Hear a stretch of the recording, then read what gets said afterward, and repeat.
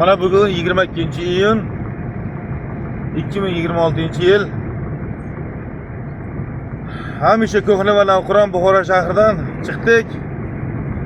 Hozir biz Kogon shahridan o'tib, mana bu yoq Qorovul bozor tumaniga qarab yaqinlashmoqdamiz. Biz bilan yo'lda shogirdimiz Orifboy Hakimov va Sultonmurod aka, hurmatli opamiz. Sulton aka, siz uchun bitta chiroyli albatta tarona bo'ladi. Siz uchun Qoshkinayning bordir qorasi, ko'rganlarni kelar havasi. Dardginamni bo'lgil davosi, qiynama meni ey yorim degan qo'shig'imizda akapella musiqasi bo'lsa ham aytib beramiz siz uchun. Rahmat. Marhamat. Azizlar, qo'ldan kelgancha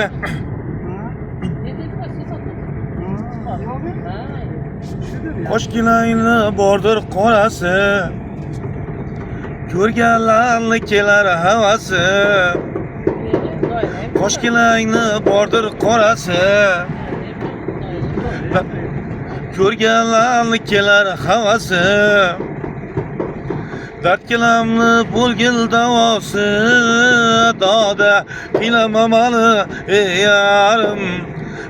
Hey, o'rtama meni ey yarim.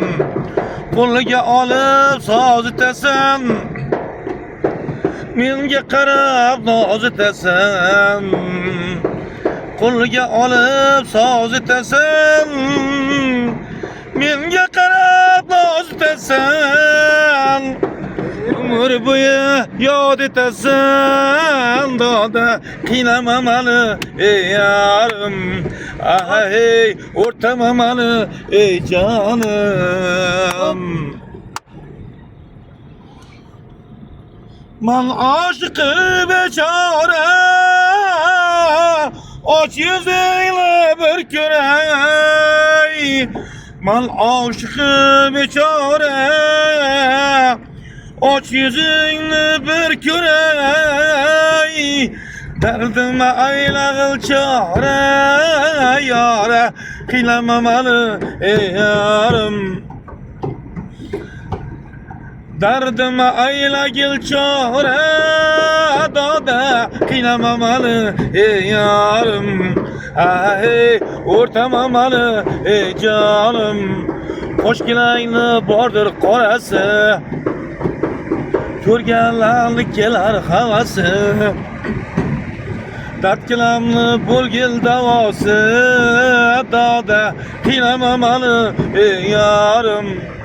Hey, o'rtama meni ey yarim. Hey, qiynama meni ey yarim. O'rtama meni ey jonim.